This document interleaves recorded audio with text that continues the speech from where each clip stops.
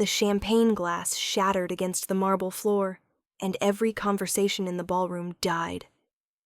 Sophia clutched the staircase railing, her legs trembling so violently she thought they might give out completely. Pain radiated up her spine in waves that made her vision blur, but it wasn't the physical agony that made her want to disappear into the floor. It was the 300 pairs of eyes now fixed on her, judging, waiting. "Clumsy as always," Marcus said from somewhere behind her, his voice carrying across the silent room with practiced ease. "Honestly, Sophia, you can't even walk downstairs without making a scene." Her fiancé's words hit like a slap, but she bit down on her response. She'd learned that lesson 6 months ago.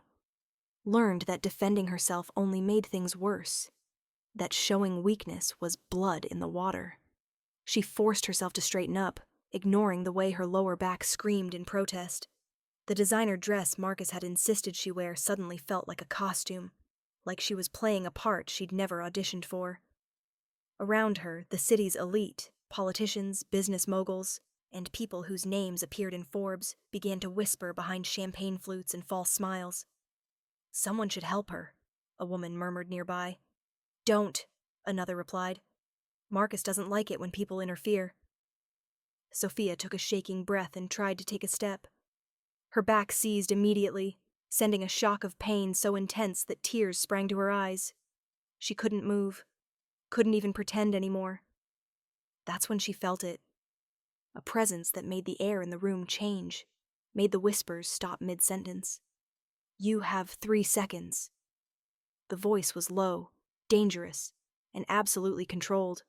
It came from directly behind her, and despite having never heard it before, Sophia knew exactly who it belonged to. Dante Moretti, Marcus's best friend. The man whose name alone could silence a room faster than a gunshot. The one person in the city that even powerful men feared. "Who broke your back?" he asked, and something in his tone made it clear this wasn't a question. It was a countdown to consequences. Sophia's heart hammered against her ribs. She couldn't see him, but she could feel him standing there, radiating a cold fury that made the temperature in the room plummet. Everyone knew what Dante Moretti was, what he did.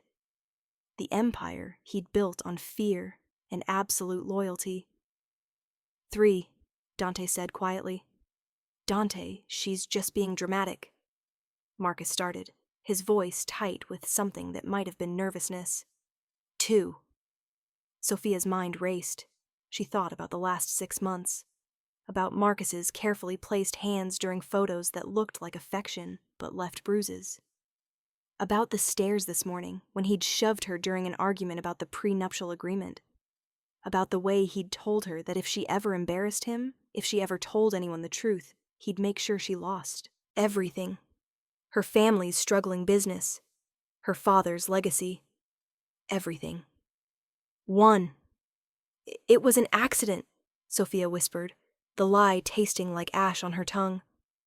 "I fell. I'm just clumsy." The silence that followed was suffocating. Then she felt Dante move, felt him step closer until she could sense the expensive fabric of his suit jacket just inches from her bare shoulder. When he spoke again, his voice was so soft that only she could hear it. "Lying to protect him is a choice, Sophia. But it's not one I'm going to let you make."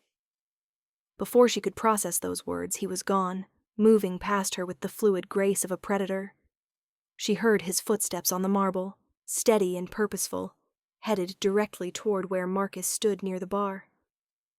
Sophia turned, ignoring the pain, and watched as Dante approached her fiancé. The crowd parted like the Red Sea, no one willing to stand between the two men. Dante was taller than Marcus, broader through the shoulders, with dark hair that was just slightly too long, and eyes that looked black in the ballroom's lighting. He moved like violence contained in an expensive suit, every gesture controlled and deliberate. Marcus's confident smile faltered as Dante stopped directly in front of him. "She's lying," Dante said, not bothering to lower his voice. "And you know how I know?" Because women who fall down stairs don't flinch when their fiancé comes near them. They don't make themselves smaller when they think no one's watching. They don't have that particular kind of fear in their eyes. You're overstepping, Marcus replied, but there was a tremor in his voice now. Sophia is my fiancé, my business, not yours. Dante's head tilted slightly, and even from across the room, Sophia could see the dangerous smile that crossed his face. Your business. Interesting choice of words.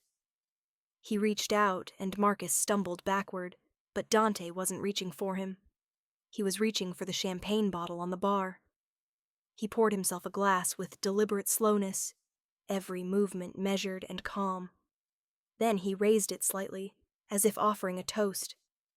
Here's to friendship, Dante said, his voice carrying across the silent ballroom, and to knowing when it ends. He drank the champagne in one smooth motion, set the glass down with a soft click, and walked away. Not toward Marcus, toward Sophia. She couldn't move as he approached, couldn't breathe as he stopped in front of her and extended his hand, palm up, fingers slightly curved. An offer. A choice. Come with me, he said, and it wasn't a command.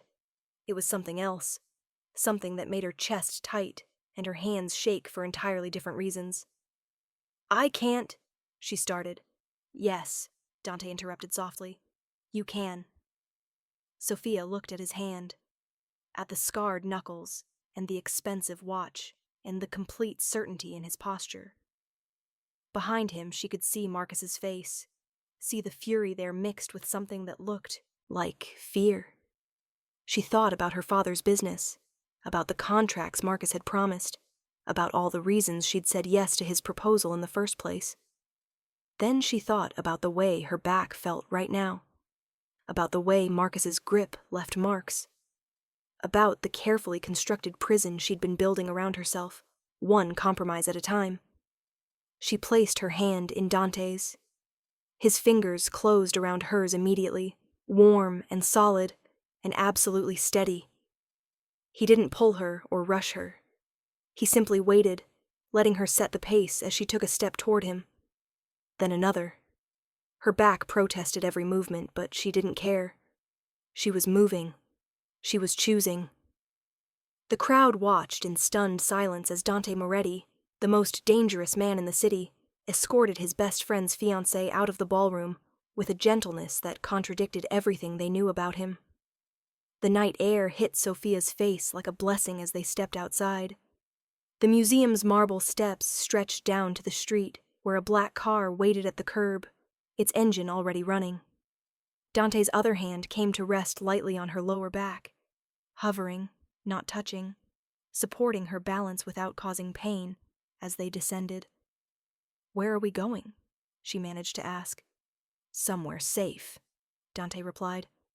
Somewhere he can't reach you. He'll come after me. He won't. The certainty in those two words made her shiver. Dante opened the car door for her, and she slid inside, the leather seats cool against her skin. He moved around to the other side and joined her, and the driver pulled away without being told where to go. Sophia's hands wouldn't stop shaking. The adrenaline was wearing off, and reality was crashing in like a wave. I don't understand why you're helping me. You're his best friend. You've known him for years. Dante's jaw tightened in the dim light of the car's interior. I've known him for 15 years, he said quietly, and I've watched him become someone I don't recognize. Someone who hurts people weaker than him because it makes him feel powerful. He turned to look at her, and his eyes were softer than she'd expected. Tired. I've made a lot of mistakes in my life, Sophia. I've done things I can't take back. But standing by while he hurt you? That's not a mistake I'm willing to make. Tears burned in her eyes. My father's business. Marcus has the contracts. If I leave him, he'll destroy everything my father built. Your father's business is already destroyed, Dante said gently. Marcus bought out his debts 3 months ago. He owns 70% of the company. He's been planning to dissolve it after the wedding, keep the assets, sell the property. Your father doesn't know yet. The words hit like a physical blow. Sophia pressed her hand to her mouth, trying to hold back the sob that threatened to break free. Everything. She'd endured everything for nothing. For a lie. "I'm sorry," Dante said, and he sounded like he meant it. "I found out 2 weeks ago. I've been trying to find a way to tell you." The car pulled up to a high-rise building in the financial district, all glass and steel and money. Dante helped her out, his hand steady under her elbow as they rode the private elevator to the penthouse. The space that opened before them was masculine and minimalist. Dark hardwood, leather furniture, floor-to-ceiling windows overlooking the city lights. "Guest room is through there," Dante said, nodding toward a hallway. "Bathroom attached. There are clothes in the closet that should fit. My sister stays here sometimes." He paused, running a hand through his hair. "I'm going to call my doctor. She's discreet. She'll make sure nothing's seriously damaged." Sophia nodded numbly, moving toward the guest room on autopilot. Everything felt surreal, like she was watching herself from outside her body.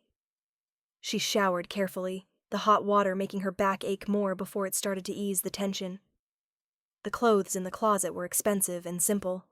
Soft cotton t-shirts, yoga pants, a cashmere robe. She pulled on the robe and emerged to find Dante on the phone in the living room. He glanced up as she approached, and his expression softened fractionally. "Tomorrow morning," he said into the phone. "Yes, thank you, Maria." He hung up and gestured to the couch. "Doctor will be here at 8. She's bringing something for the pain." Sophia sat, and Dante surprised her by sitting in the chair across from her rather than beside her, keeping distance, respecting boundaries. "What happens now?" she asked. Dante leaned forward, elbows on his knees, hands clasped. "Now you rest. Tomorrow you decide what you want to do. If you want to press charges, I'll make sure you have the best lawyers in the city. If you want to leave the city entirely, I'll arrange it. If you want your father's business back, I'll buy out Marcus's share." He met her eyes. "What I won't do is let you go back to him." "You can't just—" "I can," Dante interrupted. "And I will. Marcus crossed a line. He knew the rules. He knew what happens when you hurt someone under my protection. I'm not under your protection." Something flickered in Dante's dark eyes. "You are now." The way he said it made her chest tight, made her feel something she hadn't felt in months. Safe, protected, seen. "Why?" she whispered. "Why do you care?" Dante was quiet for a long moment, his gaze steady on hers. "I saw you once," he finally said, "about a year ago. You were in a coffee shop near your father's office working on something. You were so focused, so alive. You laughed at something on your phone, and it was the most genuine sound I'd heard in years." He paused. "Then I saw you 6 months ago at Marcus's party, right after you got engaged, and that light was gone. You moved differently, smiled differently. You'd made yourself smaller." His jaw tightened. "I told myself it wasn't my business, that maybe you were just nervous about the wedding. But tonight, when I saw you on those stairs, when I saw the fear in your eyes when Marcus spoke to you," he shook his head, "I knew. And I couldn't stand by anymore." Sophia's heart was racing. "You're a dangerous man, Dante Moretti. Everyone knows what you are, what you do." "I am," he agreed without hesitation. "I've built my empire on fear and force. I've made decisions that keep me up at night. But I've never raised my hand to someone weaker than me. I've never hurt someone who couldn't fight back. There are lines even men like me don't cross." She believed him. Maybe she shouldn't have, but she did. The silence stretched between them, heavy with things unsaid. Finally, Dante stood. "You should rest. If you need anything, I'll be in the office down the hall. The door locks from the inside, if it makes you feel safer." He was walking away when Sophia spoke. "What are you going to do to Marcus?" Dante stopped, his back to her, shoulders tense. When he turned around, his expression was carefully neutral. "What do you want me to do?" The question hung in the air. Sophia thought about Marcus's hands on her, about the carefully constructed lies, about her father's business crumbling while she played the perfect fiancé, about all the women who might come after her if Marcus never faced consequences. "I want him to understand what it feels like," she said quietly. "To be powerless, to be afraid, to have everything he built threatened by someone stronger." Dante's lips curved into something that wasn't quite a smile. "Consider it done." He left her alone then, and Sophia curled up on the guest bed, her mind spinning. She should have been terrified. She should have been planning her escape from this new situation, from this dangerous man who'd just upended her entire life. But all she felt was relief. She woke to sunlight streaming through unfamiliar windows and the smell of coffee. Her back still ached, but it was a duller pain now, manageable. She found Dante in the kitchen, dressed in dark slacks and a white shirt with the sleeves rolled up, looking entirely too domestic for a man with his reputation. "Morning," he said, pouring her a cup of coffee without asking. "Maria will be here in 20 minutes. Sophia accepted the cup, cradling it between her hands. "Did you sleep?" "Some." He leaned against the counter, studying her. "How are you feeling?" "Sore, confused, terrified, relieved." She laughed, but it came out shaky. "All of it at once." Dante nodded as if that made perfect sense. "Your phone has been going off. Marcus has called 47 times. Your father called twice. Several unknown numbers that are probably reporters." Sophia's stomach dropped. "Reporters?" "Someone at the party talked.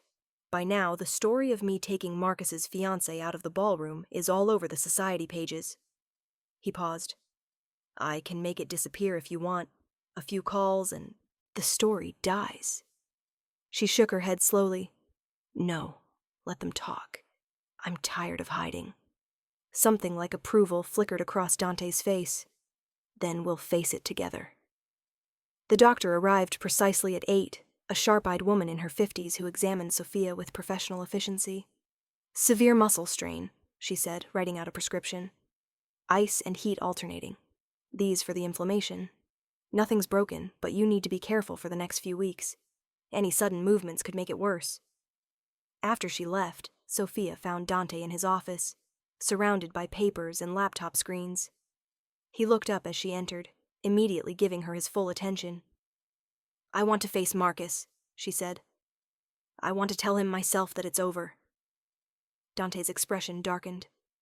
"That's not safe." "I don't care. I need to do this. I need to look him in the eye and tell him he doesn't own me." She lifted her chin. "Will you come with me?" A long pause. Then Dante stood, rolling down his shirt sleeves and reaching for his suit jacket. "Always." They drove to Marcus's penthouse in silence, the city passing by outside the tinted windows. Sophia's hands shook, but she kept them steady in her lap. Beside her, Dante radiated a calm readiness that was somehow more intimidating than any overt threat could be. Marcus's building was all chrome and glass, a monument to new money trying to look old.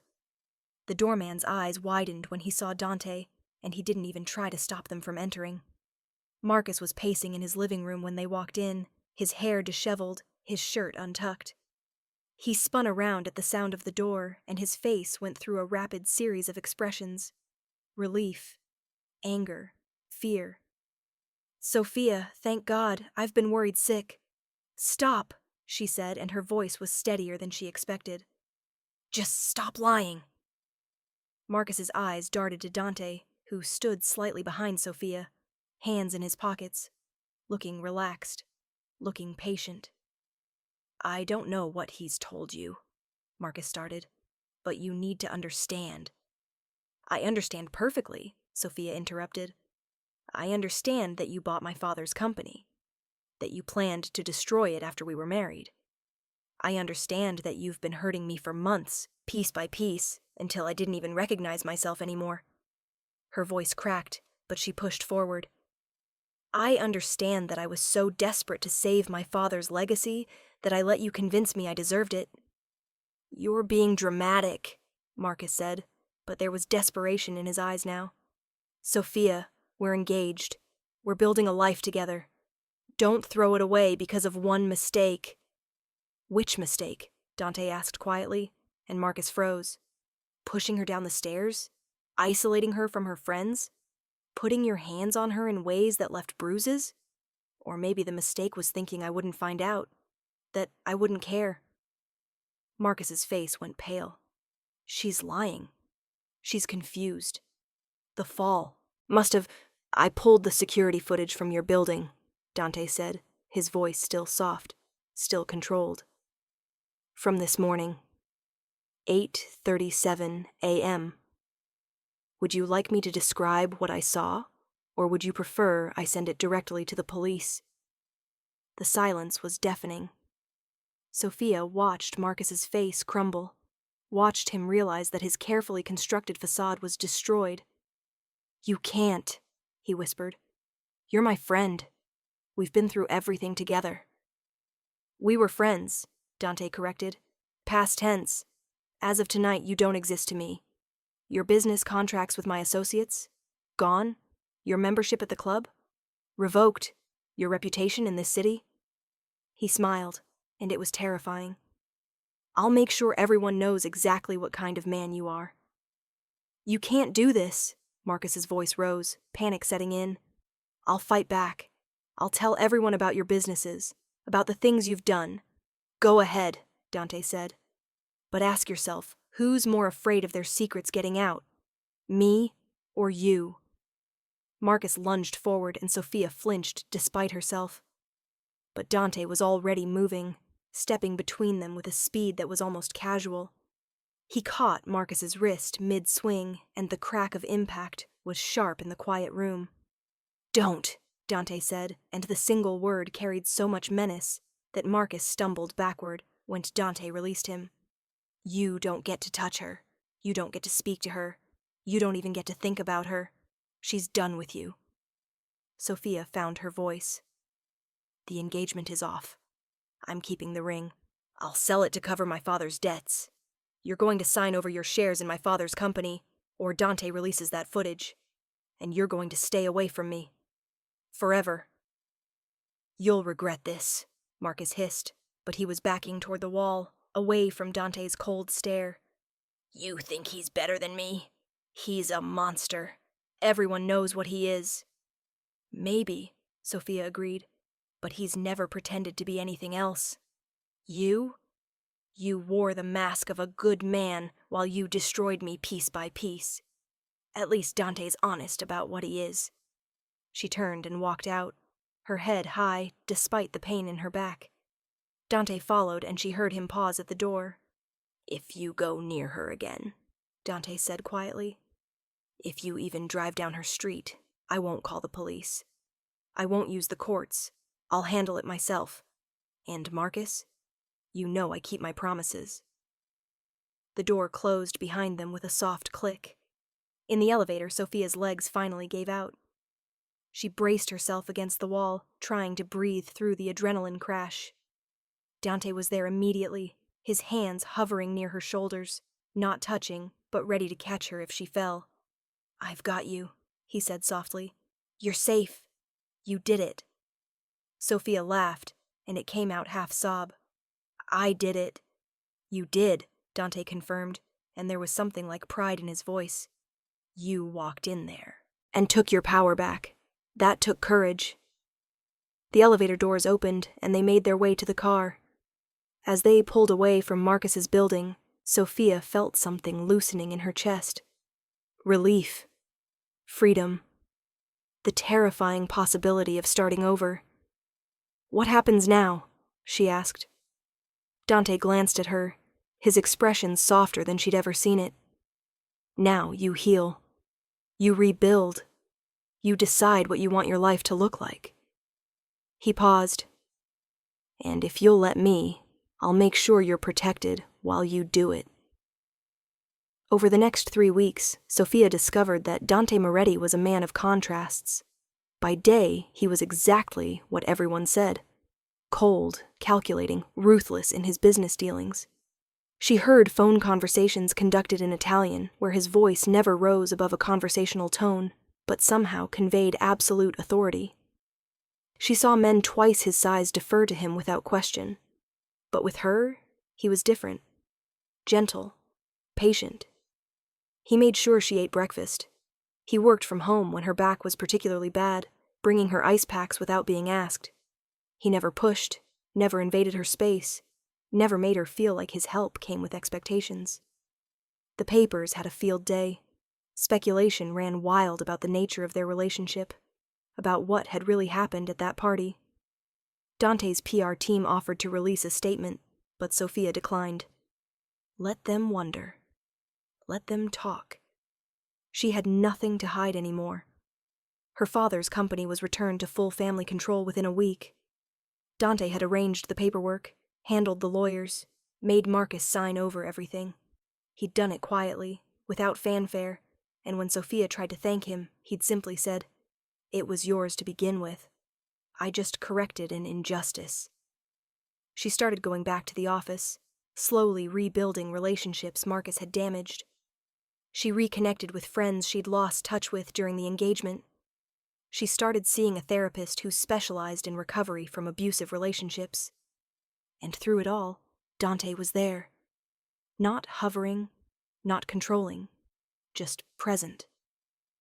A steady force in the chaos of rebuilding her life. But there was something else growing between them. Something neither of them acknowledged, but both felt. It was in the way his gaze lingered on her when he thought she wasn't looking. In the way her heart raced when he smiled. Really smiled, not the cold expression he showed the world. In the careful space he maintained between them, like he was holding himself back. One evening, a month after that night at the ballroom, Sophia found Dante on his penthouse balcony, looking out at the city lights.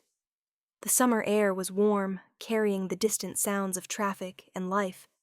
She joined him, standing close enough that their shoulders almost touched. "Thank you," she said quietly. Dante glanced at her, a slight smile playing at his lips. "You've thanked me every day for a month. At some point, you have to stop."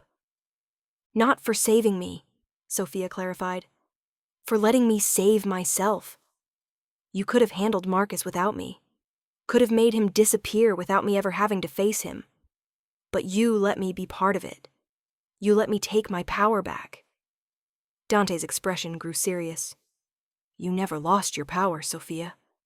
He just convinced you that you had. All I did was remind you who you were before he tried to break you." She turned to face him fully, and he mirrored the movement.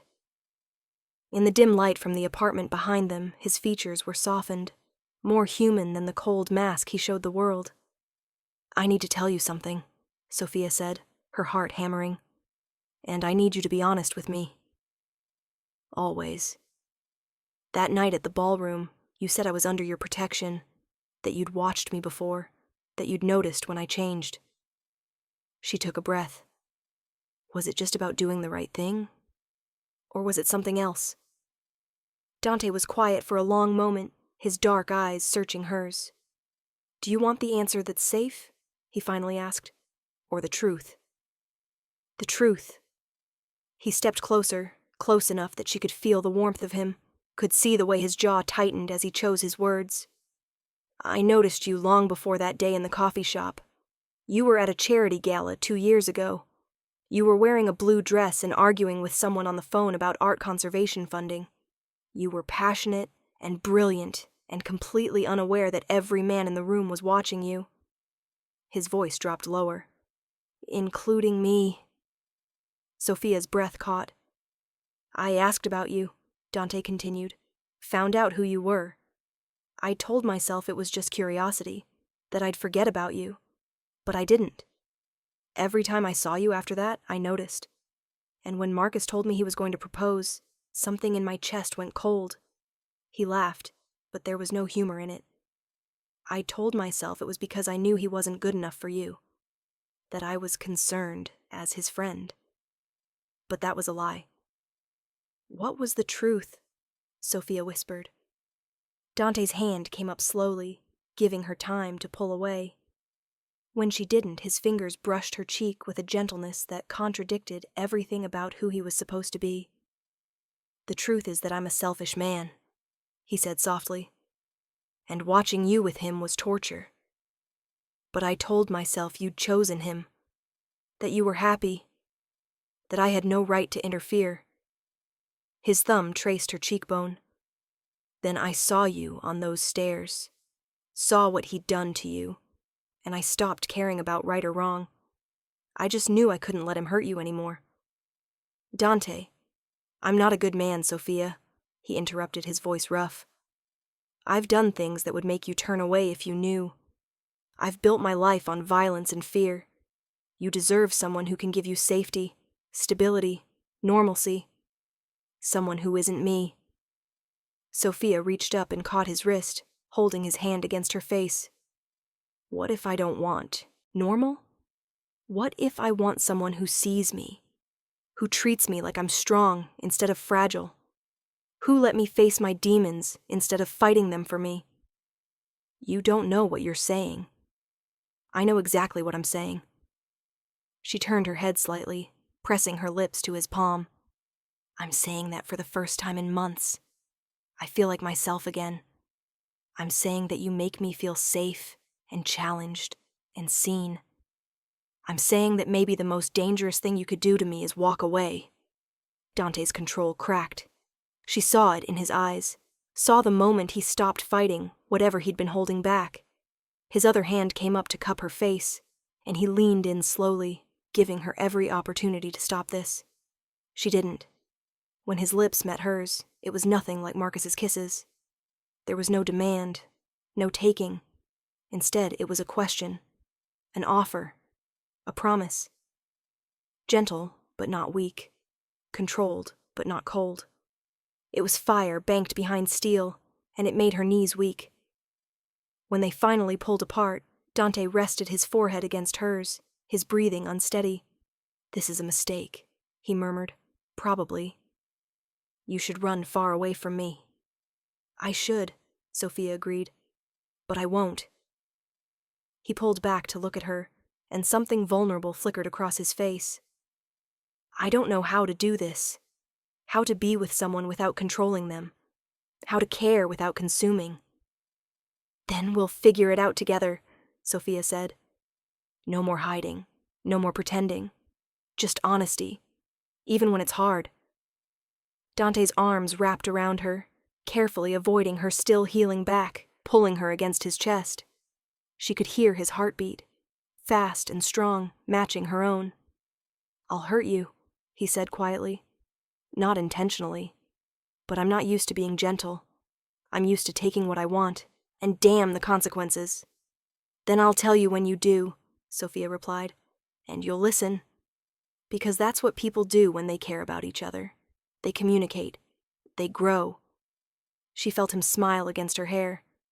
"You're asking me to be vulnerable." "I'm asking you to be human." They stood like that for a long time, wrapped in each other as the city sprawled below them. Finally, Dante spoke again. "There's something you should know about Marcus."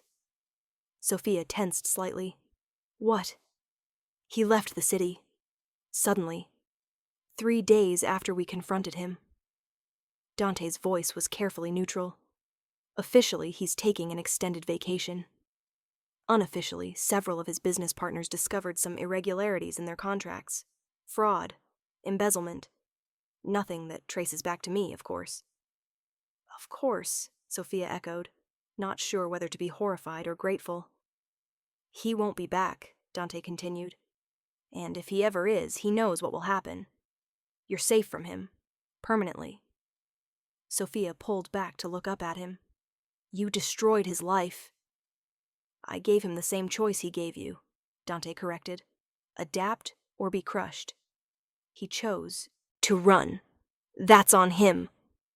She should have been disturbed, should have been questioning what kind of man she was falling for. But all she felt was relief. Marcus was gone. The threat was over. She was free. "Thank you," she said again. Dante's expression softened. Stop thanking me for caring about you. That's not a favor. That's just what I do. The next morning, Sophia woke in the guest room, her room, really, after a month, to find Dante already gone. A note on the kitchen counter said he had meetings, but would be back by dinner. Casual, domestic, strange. She spent the day at her father's office, reviewing contracts and meeting with clients they'd nearly lost.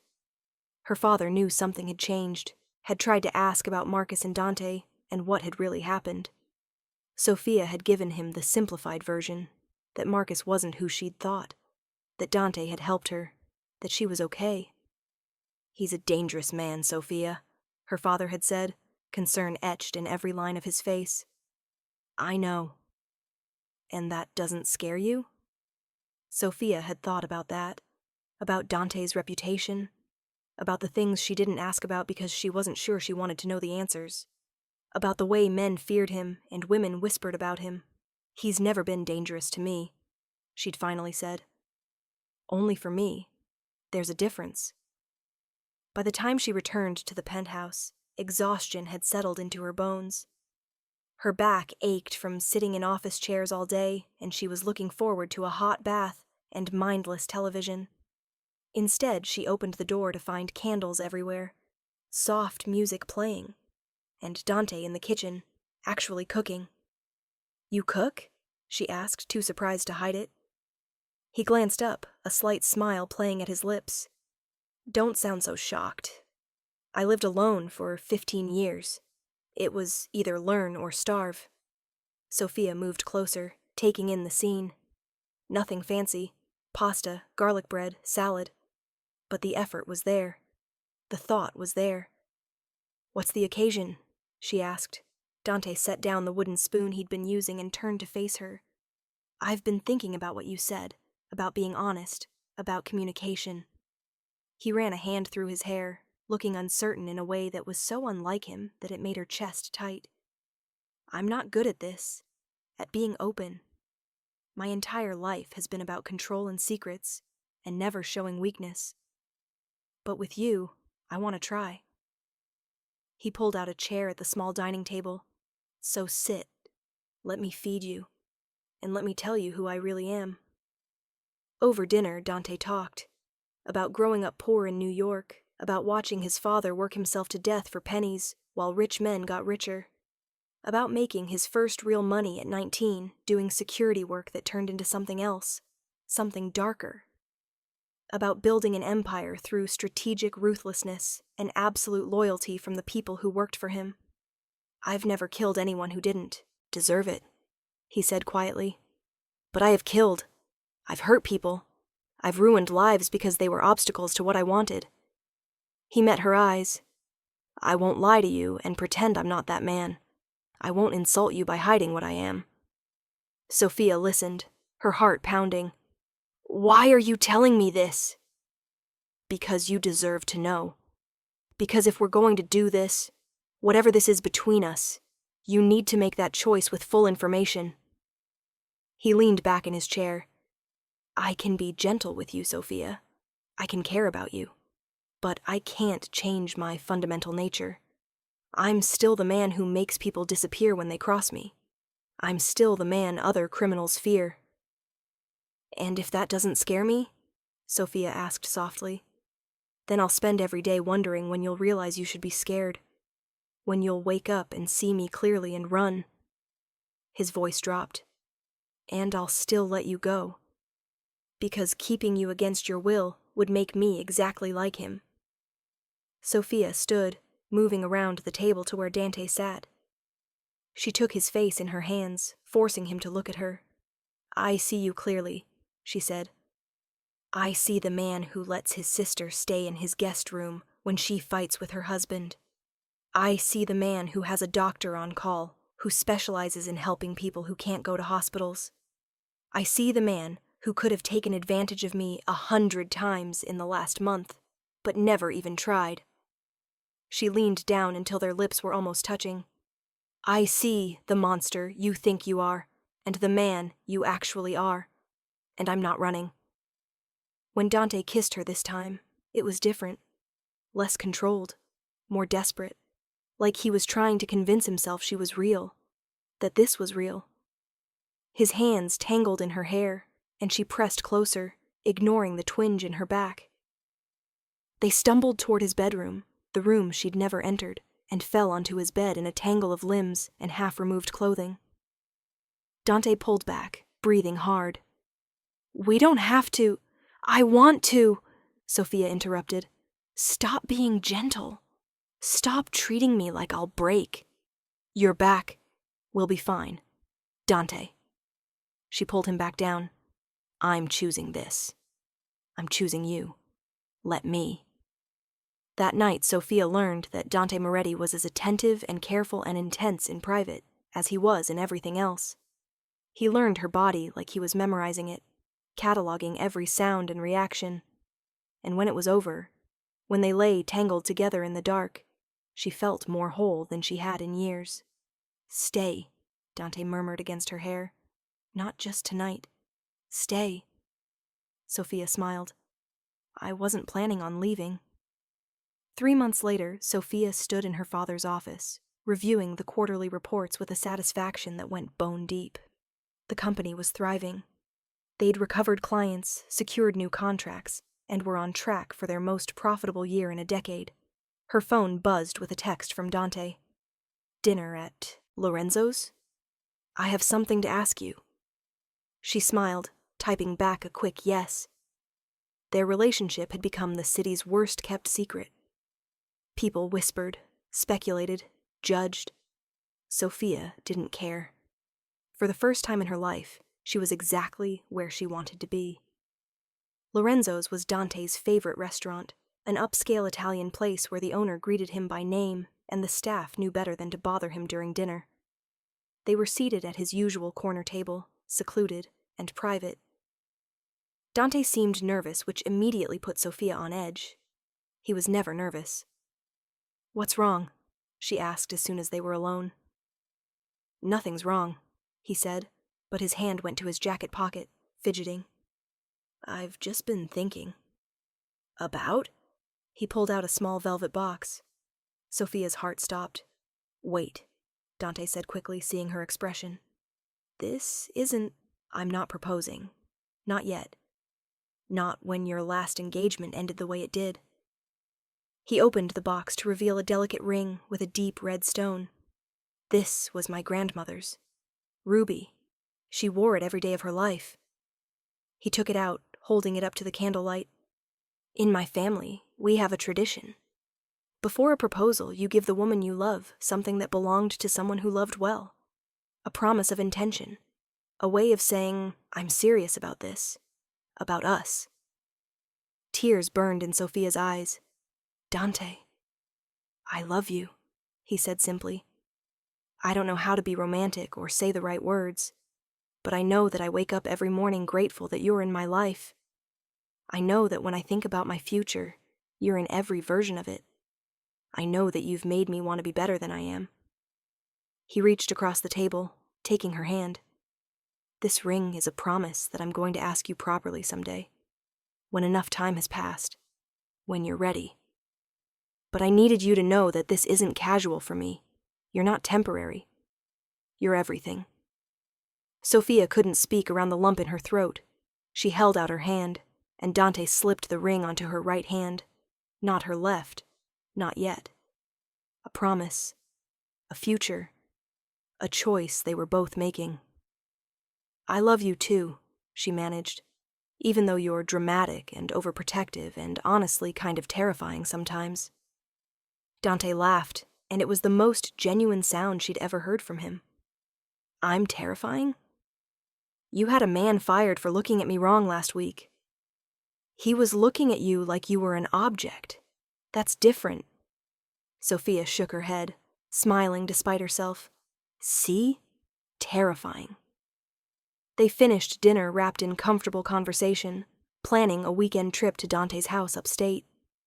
As they left the restaurant, Dante's arm around her waist, Sophia thought about the woman she'd been a few months ago. Scared. Small. Convinced that she deserved the pain, because at least it came with security. Now she was neither scared nor small. She was loved by a dangerous man who would burn the world down for her but would never make her feel like she needed him to. She was strong in her own right, rebuilt on her own terms, choosing this life with open eyes. As they walked to the car, a photographer jumped out from the shadows, camera flashing. "Miss Sophia, is it true you're living with Dante Moretti? Are you engaged? What happened with Marcus Bennett?" Sophia felt Dante tense beside her, felt him start to move toward the photographer with intent. She caught his hand, stopping him. "Yes, I'm with Dante," she said clearly, looking directly at the camera. "Yes, I'm happy. And Marcus Bennett is none of your business, and even less of mine." Dante's surprise was evident, but he said nothing, just kept his hand in hers as they got into the car. "You didn't have to do that," he said once they were driving. "I know, but I'm done hiding, done pretending, done caring what people think about my choices."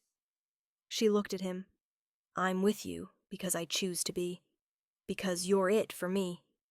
And anyone who has a problem with that can deal with me," Dante finished, a dark smile crossing his face. "Can deal with us?" Sophia corrected. "I'm not some damsel who needs protecting, remember? I'm your partner." Dante's hand found hers, lacing their fingers together. "My partner," he repeated softly. "I like the sound of that." 6 months after that night at the ballroom, Sophia woke to find Dante's side of the bed empty. She padded out to the living room to find him standing at the windows, looking out at the city as dawn broke over the skyline. He looked troubled. "Can't sleep?" she asked, joining him. "Marcus is back in the city."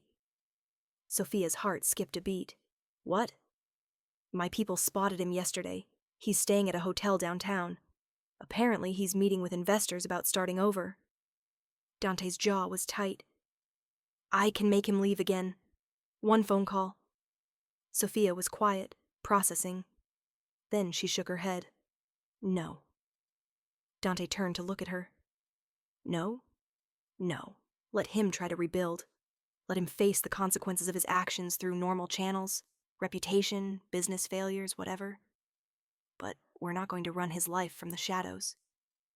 She took Dante's hand. "I'm not afraid of him anymore. He doesn't have power over me, and I don't want to give him power over us by letting him affect how we live. He hurt you. Yes. And I survived, and I'm stronger now." She squeezed his hand. "Besides, if he tries anything, I know several very scary people who would be unhappy about it." Despite everything, Dante smiled. "Several? Well, there's you, and your entire organization. And also, I've been taking self-defense classes with your sister. She's teaching me things that are probably illegal in several states." Dante pulled her close, his arms wrapping around her. "You're incredible," he murmured. "You know that?" "I do, but feel free to keep reminding me." A year after the night everything changed, Sophia stood in the ballrooms, the very same museum where Dante had asked her who broke her back. But this time, the room was set up for a different kind of event, a charity gala for her father's company, raising money for arts education. She wore a different dress this time, red, bold, chosen, because she loved it rather than because someone else approved. Her back had healed completely, though she still felt a phantom ache sometimes when it rained. Dante was across the room, talking with potential donors with the same controlled intensity he brought to everything. He wore a perfectly tailored suit, his hair slightly longer now, and every so often his eyes would find hers across the space. A check-in, a connection. The speeches started, and Sophia found herself at the podium, looking out at the crowd, at the people who'd whispered about her, who'd judged her choices, who'd assumed they knew her story. "A year ago," she said, her voice clear and steady, "I stood on the stairs of this very building, and I had a choice to make. I could accept the life I'd been living, the safe one, the expected one, the one that was slowly destroying me. Or I could choose the terrifying unknown." She found Dante's eyes in the crowd. "I chose the unknown, and it was the best decision I ever made." Because here's what I learned. Safety isn't the absence of danger. It's the presence of someone who sees you fall and helps you stand back up. It's the presence of people who believe you're strong, even when you don't believe it yourself. She smiled. Today, my father's company is thriving. I'm thriving. And I want to use this platform to help other people find their own courage, to choose themselves, to walk away from situations that diminish them, to rebuild, even when it's scary. The room erupted in applause, and Sophia stepped down from the podium. Dante was there immediately, his hand finding hers. That was brave, he said softly. I learned from the best. They danced later, Dante's hand careful on her lower back, both of them acutely aware of where this had all started. I have something for you, Dante said as the song ended. He led her out to the museum's terrace, where the city stretched out below them, glittering and alive. Pulling out a different velvet box, this one new, he dropped to one knee. Sophia, I'm not a good man. I'll never be a good man. But I'm yours, completely, irrevocably. I love you more than I thought I could love anything. You make me want to be better, do better, leave a legacy that's more than just fear. He opened the box, revealing a simple platinum band with a single diamond. I want to spend my life proving that I can be the man you deserve. Will you marry me? Sophia's hands were shaking as she pulled him to his feet. Yes, but on one condition. Dante's eyebrows rose. Condition? You stop saying you're not a good man. You're good to me. You're good to the people you love. You're ruthless in business, and gentle where it matters. That's enough. That's everything. She cupped his face. So yes, I'll marry you. But only if you promise to stop diminishing yourself. Dante slid the ring onto her finger, and then he was kissing her, deep and thorough and full of promises. When they finally broke apart, he rested his forehead against hers. I promise, he whispered, to try. That's all I ask. Inside the ballroom, someone had noticed them. The whispers started, but this time, Sophia didn't care.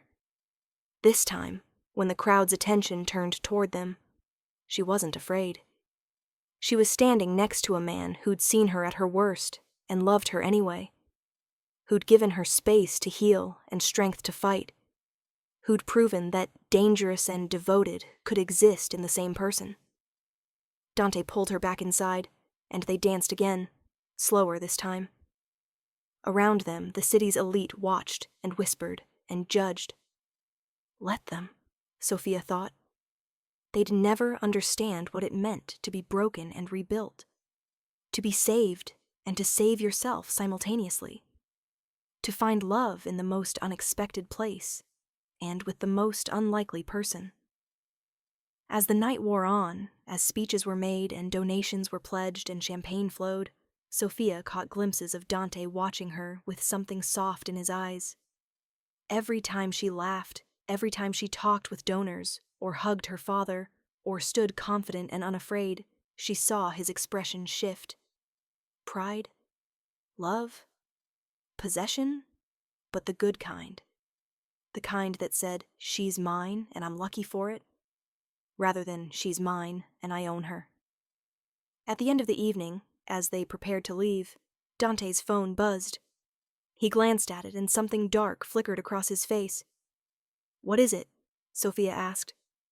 Marcus sent a message, through a third party. Congratulations on the engagement.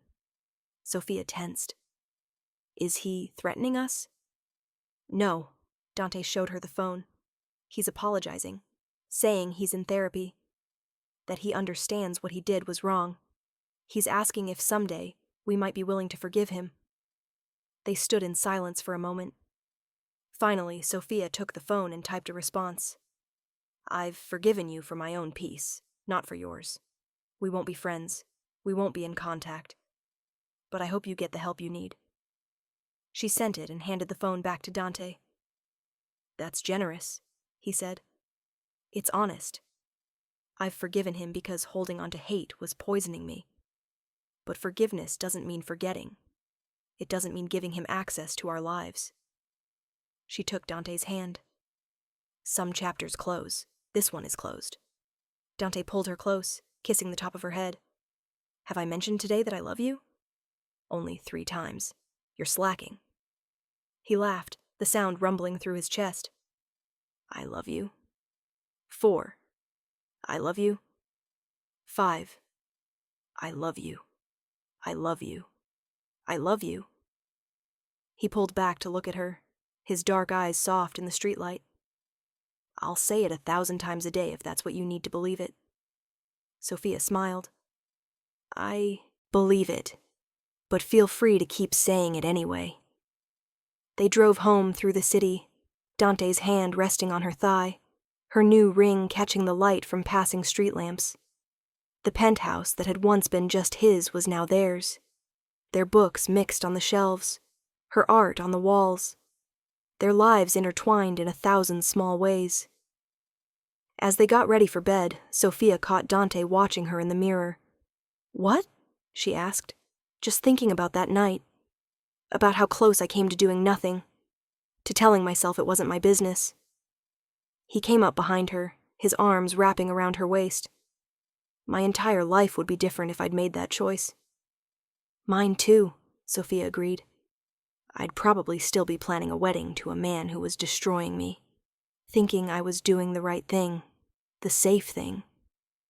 Safe is overrated, Dante murmured against her neck. Sophia turned in his arms. Says the man who has a security team following me everywhere. That's different. That's keeping you safe from external threats. I'd never try to keep you safe from life, from choices, from being yourself. She kissed him, slow and deep, pouring everything she felt into it. When they finally made it to bed, wrapped in each other in the dark, Sophia thought about the question Dante had asked that night. Who broke your back? She'd known the answer then, even if she couldn't say it. But now, looking back, she realized the question had been about more than just physical injury. It had been about who had broken her spirit, her confidence, her sense of self. Marcus had broken those things, but Dante had helped her rebuild them, not by fixing her, she'd done that work herself, but by standing beside her while she did it, by believing she was strong enough to fight her own battles while making sure she never had to fight them alone. I love you, she whispered into the darkness. I know, Dante replied, pulling her closer. I love you too, more than I knew I could love anything. Outside, the city continued its endless motion. Inside, 2 people who should never have worked, the ruthless Mafia boss and the woman he'd saved from his best friend, slept peacefully, wrapped in each other, and the certainty that they'd found exactly what they needed. The next morning, Sophia would wake to find Dante already planning their wedding. By afternoon, she'd be laughing at his insistence on a security detail for the flower arrangements. By evening, they'd be arguing about the guest list, him wanting to keep it small and private, her wanting to invite everyone just to show them all how happy she was. But in this moment, in the quiet hours before dawn, they were simply together. 2 imperfect people who'd found each other at exactly the right moment, who'd chosen each other despite, or maybe because of, their complications.